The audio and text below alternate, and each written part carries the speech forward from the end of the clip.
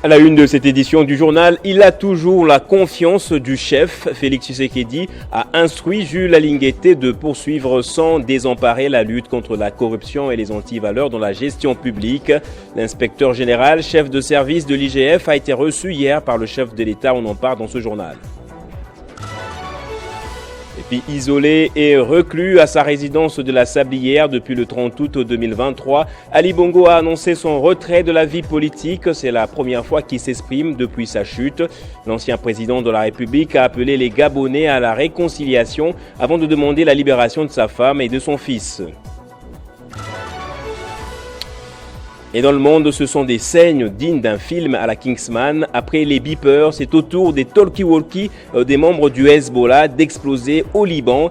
Bilan 37 morts et plus de 450 blessés. Bonjour à tous et bienvenue dans ce journal. On ouvre par cette audience. L'inspecteur général, chef de service de l'IGF, Jules Alinguete, a été reçu hier mercredi par le chef de l'État dans son bureau de travail à l'OUA. Ce dernier a fait le rapport complet des activités de la lutte contre les anti-valeurs dans la gestion publique. Félix Tshisekedi a réaffirmé sa détermination à combattre sans faille la corruption dans le pays et a réitéré son soutien total au travail difficile de l'IGF. Le chef de l'État a dans la même journée aussi reçu le directeur général de l'ARESP. Commentaire de Grace Salambo.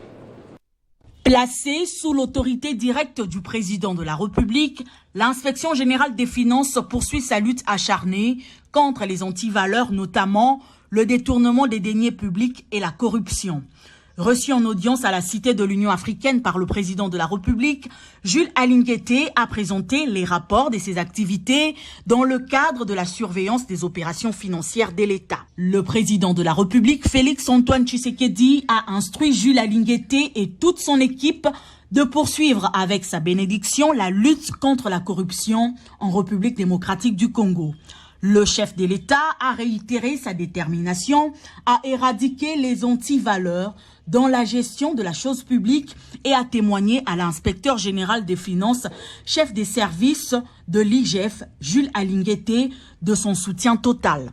Nous sommes dans la droite ligne des instructions données par le président de la République en vue d'incarner sa vision en matière de la lutte contre la corruption, a dit l'inspecteur général, chef des services de l'IGF. Une autre audience, c'est celle accordée au directeur général de l'autorité des régulations de la sous-traitance dans le secteur privé. Miguel Cachal Katembe devrait pour sa part mobiliser toutes les sociétés sous-traitantes à travers une sensibilisation afin de s'acquitter de leurs devoirs fiscaux. Et puis la 12e conférence des présidents du Parlement africain s'est ouverte à Johannesburg en Afrique du Sud. Le thème officiel retenu par l'Union africaine pour cette 12e édition est l'éducation et la construction des systèmes éducatifs plutôt résilients en Afrique. La RDC y est fortement représentée par une délégation conduite par le président de l'Assemblée nationale, Vital Kamerhe. La 12e conférence annuelle des présidents des parlements africains examinera aussi pendant plus de 2 jours les questions relatives à la paix et à la sécurité en Afrique et leurs impacts sur l'intégration continentale et le développement économique. Vital Kamerhe doit prendre la parole ce jeudi pour faire entendre la voix de la RDC et essayer de gagner ainsi des alliés face à la guerre lui imposée dans l'est du pays. Et puis la deuxième phase de l'expo béton à Matadi a été lancée par la première ministre Judith Suminwa en débat comment donner un nouvel élan pour la révolution urbaine au Congo central, un thème dont s'est réjoui le gouverneur du Congo central Grace Kwanga Maswangi. La première ministre a par ailleurs demandé à l'exécutif provincial de s'approprier l'événement pour le développement de la province. La première ministre qui a déclaré ouverte ses assises a exprimé sa gratitude au gouverneur de province Grace Kwanga Maswangi Bilolo pour l'accueil chaleureux lui réservé. Elle a rassuré les participants à cette foire économique de la prise en compte dans le budget 2025 des projets retenus afin de matérialiser la révolution urbaine du corridor ouest de Kinshasa et Congo central. Elle a invité l'ensemble de l'exécutif provincial à s'approprier des recommandations faites au cours de cette session d'Expo Béton 2024, ce qui ne pourra que contribuer au développement de la province du Congo central. Dans son mot de bienvenue, l'autorité provinciale du Congo central, Grace Nkwanga Maswangi Bilolo, a rendu avant tout un vibrant hommage au président de la République, Félix Tshisekedi, pour ses efforts inlassables de préserver la paix en RDC. C'est ici que l'Expo Béton 2024 trouve tout son sens dans le mesure où il s'observe un contraste dans la province du Congo central. Pour les chefs de l'exécutif provincial, avec l'expansion démographique de ces dernières années dans les villes, il se dégage de plus en plus un développement anarchique et insalubre des infrastructures, si bien que la population en paye les prix à travers la congestion urbaine. On a essayé de lui briefer un peu l'OGEFREM et à notre grande surprise, elle-même, elle connaît bien l'OGEFREM. Et elle a dit clairement qu'elle a besoin de l'accompagnement de l'OGEFREM. Le gouvernement a besoin de l'OGEFREM pour mettre fin un peu à tout ce que nous vivons au niveau de frontières. Dans sa politique, le gouverneur Grace Nkwanga Maswangi Bilolo estime qu'il est impérieux de mettre en œuvre le prescrit de l'article 53 de la Constitution du pays qui plaide en faveur du droit à un environnement sain pour tous les Congolais. Et puisqu'on a parlé tout à l'heure là du gouvernement souminois, cela fait 100 jours qu'il est en fonction. Quel bilan dressé au regard des multiples attentes de la population? Christian Kalonji a accordé la parole à la majorité, l'opposition ainsi qu'aux Kinois. Les détails dans ce reportage. Le gouvernement souminois s'est mis au travail depuis le 12 juin, date à laquelle il a été investi par les élus avec un programme chiffré à 18 milliards de dollars américains, se fixant ainsi plusieurs objectifs, notamment dans le domaine de l'emploi, du social, de la santé et de l'éducation. Mais qu'a fait exactement l'équipe souminois 100 jours après son entrée en fonction? Je réalise que dans le peu de temps que Mme Souminois a dû réaliser, on a vu que la majorité des ministres ont été évalués. Ça, c'est la première des choses. Deuxièmement, les ministres sont disciplinés. Il y a par exemple des ministres qui se sont distingués dans l'exercice de leurs fonctions. Je vais citer ici M. Doudou Famba, qui est le ministre des Finances. Nous voyons ici Mme Agacia Bandubulo, qui est en train de réaliser des exploits dans son domaine. Nous voyons ici M. Moutamba, qui est aussi vice-ministre d'État et ministre de la Justice, qui est en train de restructurer, faire des innovations dans ces secteurs-là. On n'oublie pas ici, du côté infrastructure, vous voyez que l'Eurocad est en train de prendre place. Il y a des réalisations à ce niveau-là.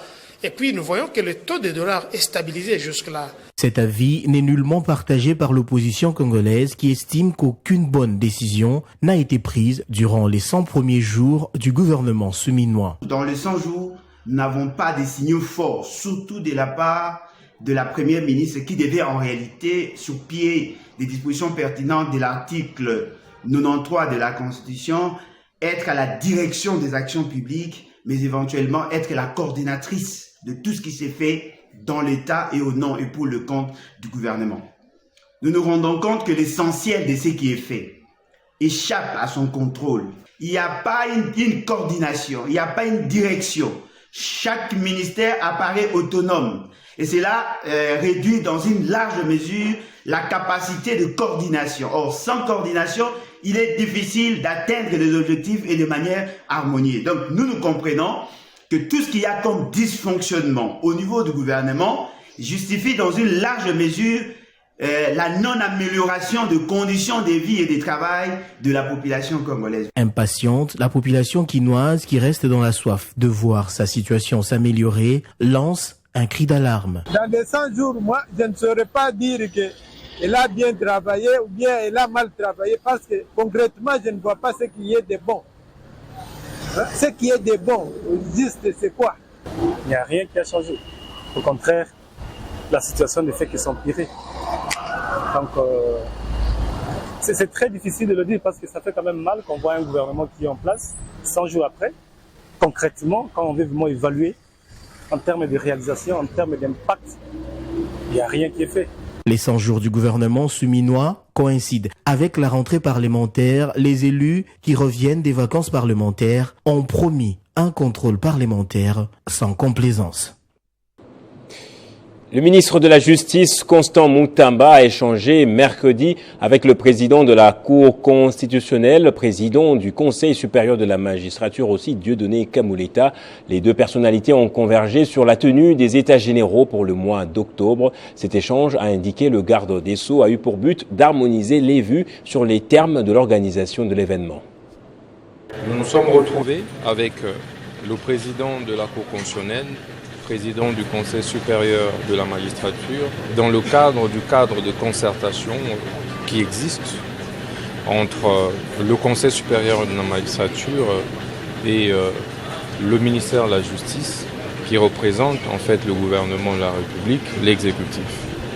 Il était question d'épiloguer, d'aborder la problématique de l'organisation des États généraux de la justice congolaise, tel qu'adopté par le Conseil des ministres. J'ai demandé au président du Conseil supérieur de la magistrature de transmettre les noms des hauts magistrats qui feront partie de la commission d'organisation des États généraux de la justice congolaise projetée pour fin octobre 2024. Il était également question de pouvoir tabler sur les différentes réformes courageuses et audacieuses souhaitées par son Excellence Monsieur le Président de la République, magistrat suprême. Nous nous sommes donc accordés qu'il est plus qu'urgent que nous puissions effectivement réformer, apporter des réformes courageuses, des réformes audacieuses dans notre système judiciaire et bien d'autres textes qui seront certainement proposés dans cette commission. L'objectif pour nous, c'est que dans les 2 semaines qui suivent, nous puissions les soumettre au Conseil des ministres afin que nous les transmettions en tant que projet de loi au niveau du Parlement. Et l'atelier de renforcement des capacités techniques et professionnelles des secrétaires des parquets civils et militaires ainsi que des agents pénitentiaires de Bukavu est à son 2e jour. Il est organisé par Alerte International et vise à améliorer l'administration de la justice dans la région. C'est le ministre provincial de la Justice qui l'a officiellement lancé au nom du gouverneur de province empêché. Ces assises de haut niveau organisées par Alerte International vont durer 3 jours. Elles visent principalement à réduire la souffrance de la population en leur facilitant un accès facile à la justice. Cette initiative aurait né de la précédente activité de la cartographie des lieux de détention à Bukavu et d'identification des détenus nécessitant une assistance judiciaire gratuite. Lors de la présentation de cette cartographie, une commission mixte composée de magistrats civilo-militaires ont visité plus de 44 cachots, révélant des situations préoccupantes, notamment des détenus ayant purgé leur peine, mais toujours incarcérés en raison de l'absence de certains documents essentiels. Face à ces découvertes alarmantes, il est apparu stratégique d'organiser cet atelier pour renforcer les compétences des secrétaires de parquets civils et militaires ainsi que des agents pénitentiaires. Il s'agit principalement de les rappeler leurs responsabilités pénales pour qu'ils arrêtent de poser certains comportements, certaines actions qui sont contraires à la loi et qui sont en train de faire souffrir la population dans le domaine de la justice. L'accent est mis sur les obligations légales et les responsabilités pénales afin de prévenir les comportements contraires à la loi qui aggravent la souffrance de la population. Le ministre provincial de la Justice a souligné l'importance de cette formation pour asseoir une justice équitable à la base. Nous devons vraiment prendre au sérieux la justice et la meilleure façon de le faire, c'est de former sérieusement ces agents, ces auxiliaires de la justice qui manipulent des dossiers, qui font traîner des dossiers. Cette formation est perçue comme une étape cruciale pour améliorer l'administration pénitentiaire et garantir une justice plus efficace et humaine. Les participants sont encouragés à capitaliser cette opportunité pour mieux servir la population et contribuer à l'élévation de la nation par une administration juste et rigoureuse. Et puis l'association Diaspora en Action, une organisation à caractère plutôt religieux regroupant les Congolais de la diaspora, a assisté les déplacés de guerre de la ville de Goma. Une importante quantité de vivres et de non-vivres leur a été remise. Pacho Kavunama. C'est dans le but d'apporter sourire à ces déplacés qui ont fui les combats entre les FRDC et les rebelles du M23 dans les territoires de Rutshuru, Masisi et Nyiragongo, que l'organisation Diaspora en Action a mobilisé ses vivres et non-vivres, dont des sacs de riz, haricots, farine de maïs, de habits, matelas pour ne citer que ça. La première distribution a eu lieu au quartier Mugunga à Goma, où cette organisation, constituée d'hommes et de femmes de Dieu, a remis un colis consistant à chaque déplacé, surtout le plus vulnérable. La deuxième distribution de cette assistance a eu lieu dans un cas de déplacés toujours à Mugunga.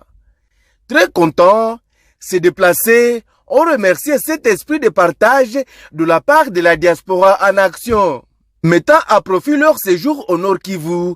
Dans le cadre de leur mission humanitaire, la délégation de la diaspora en action est allée prier et prêcher la parole de Dieu aux fidèles de leur église IM Church RDC, basée ici à Goma. Le pasteur Jean Koutouala de cette église, qui a aussi apporté assistance à ses fidèles, revient sur l'importance de cette action. Diaspora en Action représente tous les gens qui sont à l'extérieur du pays, la diaspora, et je suis venu ici le représenter par des actes humanitaires. Nous sommes venus ici pour servir nos peuples, nos amis, le peuple de Dieu, les enfants de Dieu qui sont ici à l'est du Congo. Avant de regagner Londres en Angleterre, cette délégation de la diaspora en action est allée présenter ses civilités au gouverneur militaire de la province du Nord Kivu, le général-major Peter Chirimwami. Et dans la province du Lualaba, Fifi Masuka a présidé la double cérémonie de clôture de l'année académique et de collation des grades académiques sur le site de Mousompo. L'autorité provinciale a exprimé la disponibilité de son gouvernement à recevoir les projets des lauréats de l'UNICOL dans le secteur de l'énergie, de l'agriculture, des infrastructures et d'autres domaines afin de contribuer à l'élan de développement de la province.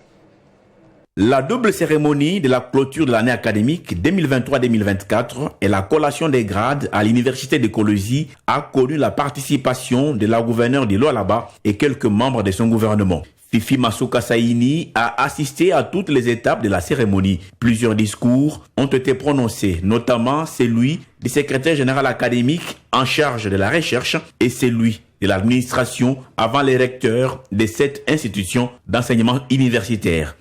Je voudrais aussi remercier son Excellence, Madame la gouverneure Marie-Thérèse Fifi Masuka Saini, ici présente pour les infrastructures. Lorsque vous regardez derrière vous ou devant moi, à ma droite, vous allez voir des bâtisses qui pilulent notre site de Mousombo. S'en suivra les discours de clôture de l'année académique prononcés par la chef de l'exécutif provincial de Lualaba au nom de la ministre nationale de l'ESU. Je glorifie l'Éternel Dieu Tout-Puissant, lui qui nous a fait la grâce de voir ce jour, lui qui bénit le commencement et la fin de toutes choses. Je rends mes hommages le plus déférents à son Excellence Félix Antoine Tshisekedi Tshilombo, président de la République et chef de l'État, qui a fait de l'enseignement supérieur et universitaire son cheval de bataille afin de garantir la formation intégrale de l'homme congolais. À l'université de Kolosi, je vous adresse un mot de gratitude. Coup de chapeau aux lauréats qui voient leurs efforts, pour certains de 3 ans, pour d'autres de 5 ans, et plus encore pour la médecine. Sous les ovations de leurs proches en liesse, les nouveaux déversés sur les marchés de l'emploi se sont vus coller des grades, faculté après faculté, par les corps professoral et la remise symbolique des diplômes des mains des officiels, notamment la gouverneure Marie-Thérèse Masuka. Et à l'Université pédagogique nationale, le réseau Babel International a organisé une conférence débat à l'attention des étudiants. Le thème retenu était leadership, gestion d'ambition pour un futur assuré. Cette rencontre riche en partage d'expériences était une occasion pour les étudiants de cette université de poser des questions sur leur rapport dans la société. Il s'est tenu à l'Université pédagogique nationale une conférence débat organisée par les réseaux Babel International sur les thèmes leadership, gestion d'ambition pour un futur assuré. Au cours de cette rencontre, les intervenants ont tour à tour conscientisé et motivé les étudiants à avoir toujours une pensée positive. Prenant la parole, Alidor Mouyaya, coordonnateur du réseau Babel International, a pour sa part appelé les étudiants à être des leaders incontestable dans leur milieu social. Et que j'ai décidé de faire un tour. Et quand j'ai visité le cadre, le contexte, la finesse dans lequel l'Université pédagogique nationale était transformée, je me suis dit, waouh, je commence ici. Je dis, je commence ici. Parce que c'est très beau. Parce qu'on a l'impression qu'on est à Genève. Dans son intervention, Willy Kachecha Kitenge, pilote et chef d'entreprise, a partagé son expérience professionnelle aux étudiants. Le but, c'est de les faire rêver. Quand vous regardez le concept EcoSimba, Time que M. Alidor a lancé, le but, c'est de faire rêver la jeunesse, de réveiller les adultes et de redonner du courage à ceux qui ont jeté l'éponge.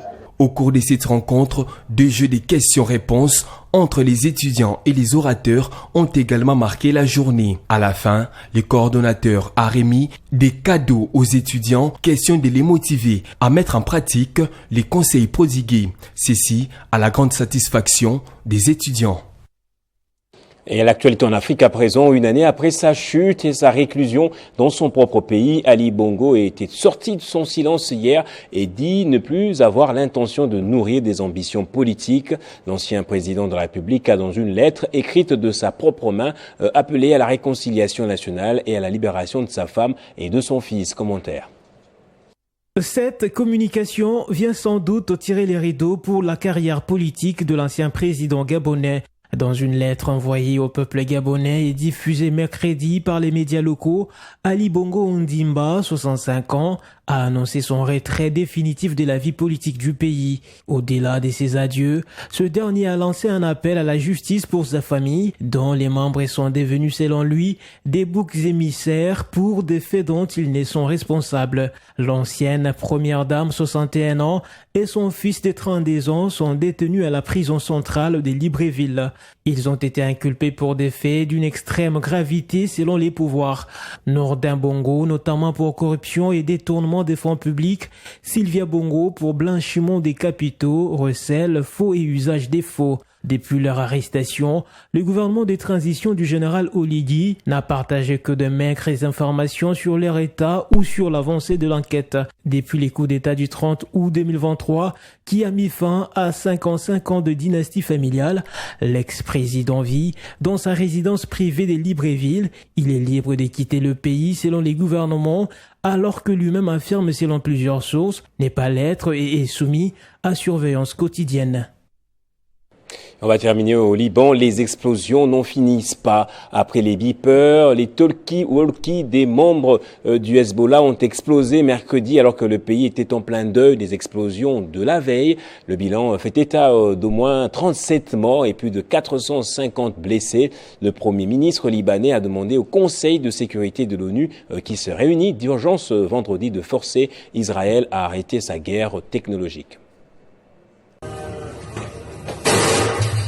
Au Liban, 9 personnes ont perdu la vie et 2800 autres ont été blessées dans une attaque explosive attribuée à Israël le mardi 17 septembre dernier. Alors que le peuple libanais se chargeait des obsèques des victimes de la première attaque, une nouvelle vague d'explosions d'appareils de communication du Hezbollah s'est produite dans tout le Liban, causant à nouveau plusieurs morts et plusieurs blessés. Le quotidien américain a affirmé que la première attaque, ayant causé un bilan de 12 morts et 2800 blessés, était due à une explosion simultanée des beepers achetés par Hezbollah qui auraient été trafiqués avec les explosifs par l'État d'Israël. Cependant, la deuxième attaque a été causée par l'explosion de talkies-walkies appartenant au Hezbollah qui auraient servi des détonateurs, dont certains ayant explosé lors des cortèges funéraires pour les victimes des explosions de la veille. Tous les regards sont tournés vers Israël, dont les services secrets sont accusés d'avoir mis au point une attaque très sophistiquée. Le secrétaire général de l'ONU n'a pas tardé à s'exprimer le mercredi 18 septembre dernier, peu avant la seconde attaque. Les objectifs civils ne doivent pas être transformés en armes, a insisté le secrétaire général de l'ONU, Antonio Guterres, le lendemain de l'attaque meurtrière. Place au rappel des titres à présent. Il a toujours la confiance du chef. Félix Tshisekedi a instruit Jules Alingueté de poursuivre sans désemparer la lutte contre la corruption et les antivaleurs dans la gestion publique. L'inspecteur général, chef de service de l'IGF, a été reçu hier par le président de la République. Isolé puis reclus à sa résidence de la Sablière depuis le 30 août dernier, Ali Bongo a annoncé son retrait de la vie politique. C'est la première fois qu'il s'exprime depuis sa chute il y a une année. L'ancien président de la République a appelé les Gabonais à la réconciliation avant de demander la libération de sa femme et de son fils. Et au Liban, après les beepers, c'était au tour des talkie-walkies des membres du Hezbollah d'exploser dans le pays. Bilan 37 morts et plus de 450 blessés. Ces faits se sont produits le jour même où se tenaient les funérailles de 4 membres tués mardi lors des premières explosions. On va passer à la revue de presse à présent. Restez avec nous.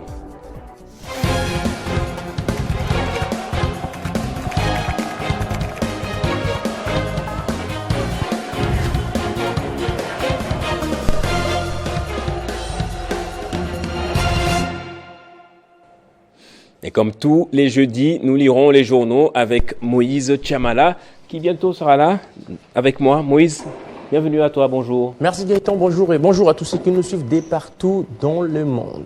Proposition du dialogue en RDC, le FCC rejette, Martin Fayoulou reste constant. Et effectivement, Gaëtan Koubabouronzi, c'est à la une du quotidien Forum des As. Gaëtan Koubabouronzi, parlons de la proposition du dialogue. Forum des As revient sur les rejets du FCC à cette proposition à travers un mémorandum adressé à Jean-Pierre Lacroix.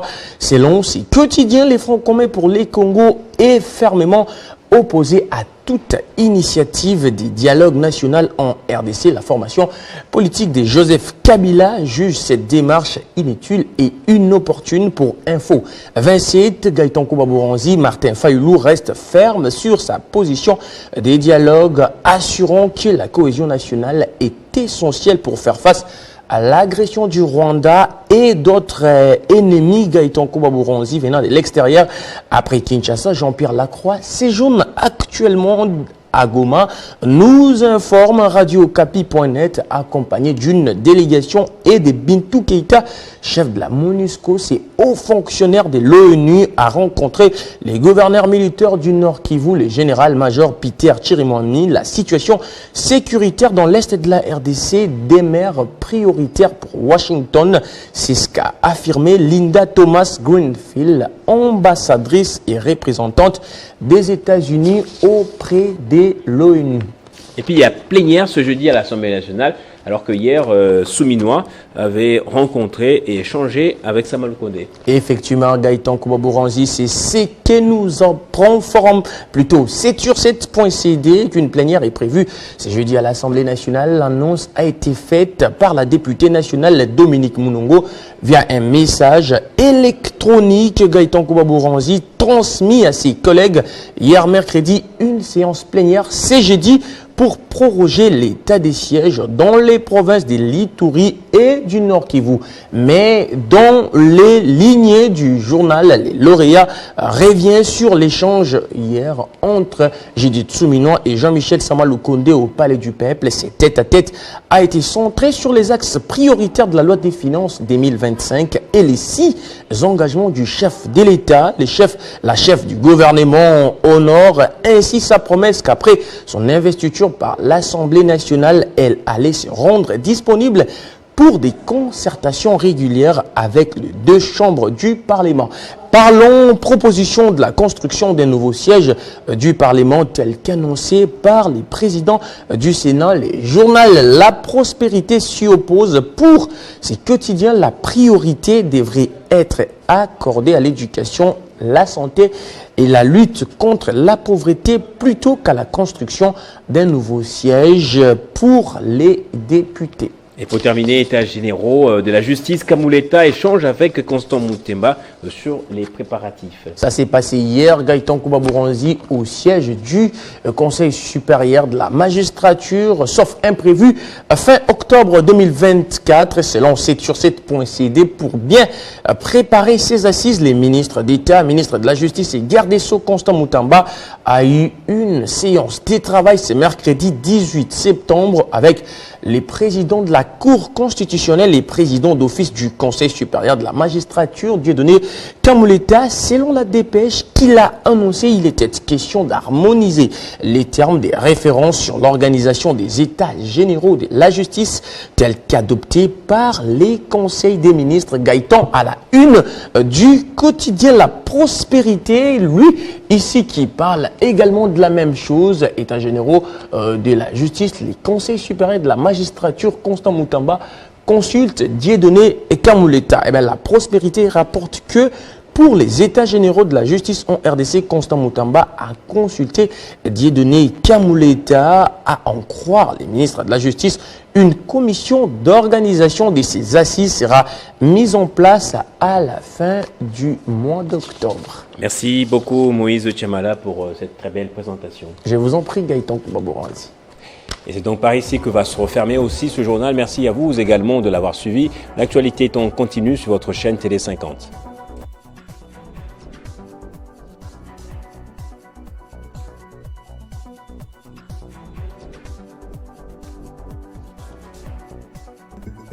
Retrouvez toute l'actualité en continu sur www.tele50.cd.